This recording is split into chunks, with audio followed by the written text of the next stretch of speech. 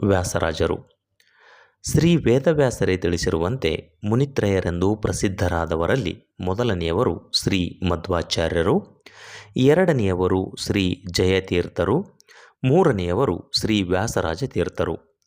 ಕರ್ನಾಟಕದ ಮುಖ್ಯ ನದಿಯಾದ ಕಾವೇರಿ ನದಿಯ ದಡದಲ್ಲಿರುವ ಬನ್ನೂರು ಎಂಬ ಗ್ರಾಮದಲ್ಲಿ ಬಲ್ಲಣನೆಂಬ ಬ್ರಾಹ್ಮಣನು ದ್ವಿಪತ್ನಿ ಸಮೇತನಾಗಿ ವಾಸಿಸುತ್ತಿದ್ದನು. ವೈದಿಕ ವೃತ್ತಿಯನ್ನು ಅವಲಂಬಿಸಿದ್ದ ಬಲ್ಲಣರಿಗೆ ಸರ್ವರ ಪೂಜ್ಯತೆ ದೊರೆತು ಆದಾಯವೂ ಹೇರಳವಾದುದರಿಂದ ಸಂಸಾರವು ಸುಖವಾಗಿ ಸಾಗುತ್ತಿತ್ತು. ಅಪುತ್ರಸ್ಯ ಗತಿರ್ನಾಸಿ ಎಂಬಂತೆ ಮಕ್ಕಳಿಲ್ಲದ ಬಲ್ಲಣ್ಣ ಬಹಳವಾಗಿ ಚಿಂತಿಸುತ್ತಿದ್ದರು. ಬಲ್ಲಣ್ಣನವರ ಕಿರಿಯ ಮಡದಿಯಾದ ಲಕ್ಷ್ಮೀದೇವಿಯು ಸಂತಾನ ಪ್ರಾಪ್ತಿಗಾಗಿ ಅನೇಕ ವ್ರತಗಳನ್ನು ಪೂಜೆಗಳನ್ನು ಮಾಡುತ್ತಿದ್ದು ಅನೇಕ ದೇವರುಗಳಿಗೆ ಹರಕೆಯನ್ನು ಹೊತ್ತಿದ್ದಳು. ಶ್ರೀ ವೇದವ್ಯಾಸರನ್ನು ಕುರಿತು ಧ್ಯಾನವನ್ನು ಮಾಡುತ್ತಿದ್ದಳು. ಒಂದು ದಿನ ಸ್ವಪ್ನದಲ್ಲಿ ಶ್ರೀ ವೇದವ್ಯಾಸರು ಕಾಣಿಸಿಕೊಂಡು ಅವಳ ಅಪೇಕ್ಷೆಯು ಈಡೇರುವುದಾಗಿ ತಿಳಿಸಿದಂತಾಯಿತು. ಹಾಗೆಯೇ ಬ್ರಾಹ್ಮಣ್ಯ ತೀರ್ಥರು ಸಹ ಆಶೀರ್ವದಿಸಿದಂತಾಯಿತು. ಬೆಳಗಾದೊಡನೆ ತಮ್ಮ ಕನಸಿನ ವಿಚಾರವನ್ನು ಪತಿಯೊಂದಿಗೆ ಹಂಚಿಕೊಂಡಾಗ ಇಬ್ಬರಿಗೂ ಆತ್ಮಾನಂದವಾಯಿತು. ಕಾಕತಾಳೀಯವೋ ಎಂಬಂತೆ ಚನ್ನಪಟ್ಟಣದಲ್ಲಿಯ ಅಬ್ಬೂರಿನ ಮಠಾಧಿಪತಿಗಳಾಗಿದ್ದ ಬ್ರಹ್ಮಣ್ಯ ತೀರ್ಥರು ಸಂಚಾರ ಮಾಡುತ್ತಾ ಬನ್ನೂರಿಗೆ ಬರುತ್ತಾರೆ. ವಿಷಯ ತಿಳಿದ ಬಲ್ಲಣ್ಣ ದಂಪತಿಗಳು ಪೂಜ್ಯ ಸ್ವಾಮೀಜಿರವರ ಪಾದ ಕಮಲಗಳಿಗೆ ಎರಗಿ ತಮ್ಮ ಚಿಂತೆಯನ್ನು ಅವರಲ್ಲಿ ಅರಿಕೆ ಮಾಡಿಕೊಳ್ಳುತ್ತಾರೆ. ಆಗ ಪೂಜ್ಯರು ತಮ್ಮ ಜ್ಞಾನ ಬಲದಿಂದ ಚಿಂತಿಸಿ ನಂತರ ಬಲ್ಲಣ್ಣನಿಗೆ 2 ಗಂಡು ಮತ್ತು 1 ಹೆಣ್ಣು ಮಗುವು ಜನಿಸುವುದೆಂದು ತಿಳಿಸಿ, ಹಿರಿಯ ಮಗನು ತನ್ನ ತಂದೆ ತಾಯಿಯರವರ ಯೋಗಕ್ಷೇಮವನ್ನು ನೋಡಿಕೊಳ್ಳುವನೆಂದು, ಇನ್ನು ಕಿರಿಯ ಮಗನನ್ನು ತಮ್ಮ ಸಂಸ್ಥಾನದ ಏಳಿಗೆಗಾಗಿ ಅವನು ಪ್ರಾಪ್ತ ವಯಸ್ಕನಾಗುತ್ತಿದ್ದಂತೆಯೇ ತಮಗೆ ತಂದೊಪ್ಪಿಸಬೇಕೆಂದು ಆದೇಶಿಸುತ್ತಾರೆ. ಶ್ರೀ ಬ್ರಹ್ಮಣ್ಯ ತೀರ್ಥರ ಮಹಾವಾಕ್ಯದಂತೆ ಬಲ್ಲಣ್ಣನವರ ಹಿರಿಯ ಮಡದಿಯಲ್ಲಿ ಓರ್ವ ಮಗನು ಓರ್ವ ಮಗಳು ಜನಿಸಿದರು. ಕಿರಿಯ ಮಡದಿಯಾದ ಲಕ್ಷ್ಮೀದೇವಿಯಲ್ಲಿ ತೇಜೋಮಯವಾದ ಗಂಡು ಮಗುವೊಂದು ಕ್ರಿಸ್ತಶಕ 1447ರಲ್ಲಿ ಜನಿಸಿತು. ಇವರೇ ವ್ಯಾಸರಾಯರು. ಈ ಬಾಲಕನು ಸ್ವಾಮಿಗಳ ಆದೇಶದಂತೆ ಯತಿಯಾಗತಕ್ಕವನೆಂದು ಈತನಿಗೆ ಯತಿರಾಜ ಎಂದು ನಾಮಕರಣ ಮಾಡಿದರು. ಮಗನಿಗೆ ಕಾಲಕಾಲಕ್ಕೆ ತಕ್ಕಂತೆ ಚೌಲ, ಅಕ್ಷರಾಭ್ಯಾಸ ಮತ್ತು ಬ್ರಹ್ಮೋಪದೇಶವನ್ನು ಮಾಡಿದರು. ಸ್ವಾಭಾವಿಕವಾಗಿಯೇ ತೇಜಸ್ವಿಯಾದ ಬಾಲಕನು ಗುರುಕುಲದಲ್ಲಿ ಎಲ್ಲರಿಗಿಂತ ಮಿಗಿಲಾಗಿ ವೇದ ಪಾಠಗಳು, ಶಾಸ್ತ್ರ ಮತ್ತು ಸಾಹಿತ್ಯಗಳಲ್ಲಿ ಪಾಂಡಿತ್ಯವನ್ನು ಪಡೆದನು. ತಂದೆ ತಾಯಿಗಳ ಹಾಗೂ ಎಲ್ಲರಿಗೂ ಪ್ರೀತಿಪಾತ್ರನಾದ ಬಾಲಕನನ್ನು ನೋಡುತ್ತಾ ಸಂತಸದಿಂದಿದ್ದ ಮಾತಾಪಿತೃಗಳು ಸ್ವಾಮಿಗಳ ಆಜ್ಞೆಯನ್ನು ಮರೆತರು.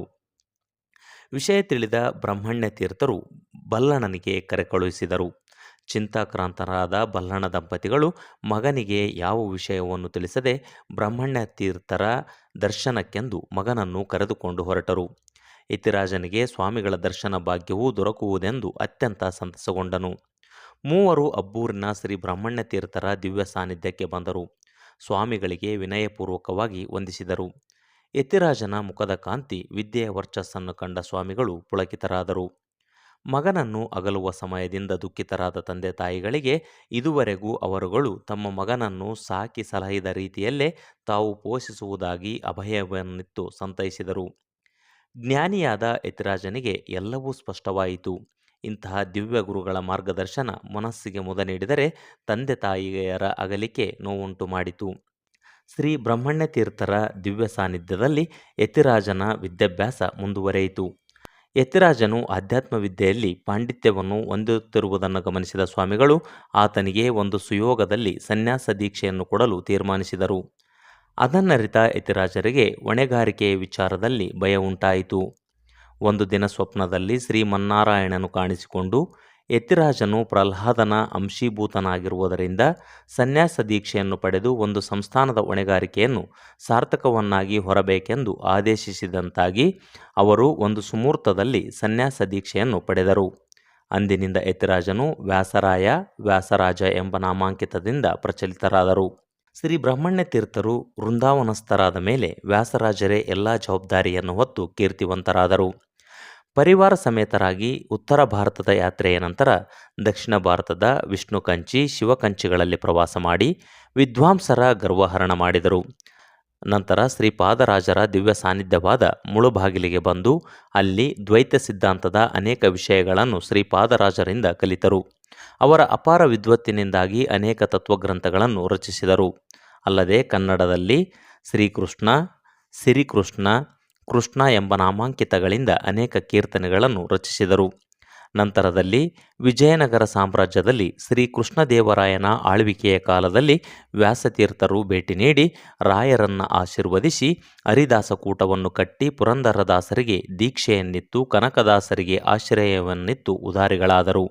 ಹೀಗೆ ದಾಸಕೂಟದ ಶ್ರೇಷ್ಠ ಹರಿಕಾರರಾಗಿ, ಶ್ರೇಷ್ಠ ಆಧ್ಯಾತ್ಮಿಕ ಸಾಧಕರು, ಜ್ಞಾನಿಗಳಾಗಿ, ಕೀರ್ತನಕಾರರಾಗಿ, ಸಾಹಿತ್ಯ ರಚನಾಕಾರರಾಗಿ ಕ್ರಿಸ್ತಶಕ 1539ರವರೆಗೆ ಸುಮಾರು 92 ವರ್ಷಗಳ ಸಾರ್ಥಕ ಜೀವನವನ್ನು ಸಾಗಿಸಿದಂತಹ ಮಹಾತ್ಮರು. ಈ ಮಾಹಿತಿಯನ್ನು ಕರ್ನಾಟಕದ ಹರಿದಾಸರು ಕೃತಿಯಲ್ಲಿನ ಡಾಕ್ಟರ್ ಬಿ.ಜೆ. ರಂಗನಾಥ್ರವರು ರಚಿಸಿದ ಶ್ರೀ ವ್ಯಾಸರಾಜರು ಲೇಖನದಿಂದ ಆಯ್ದುಕೊಳ್ಳಲಾಗಿದೆ. ನಮಸ್ಕಾರಗಳು.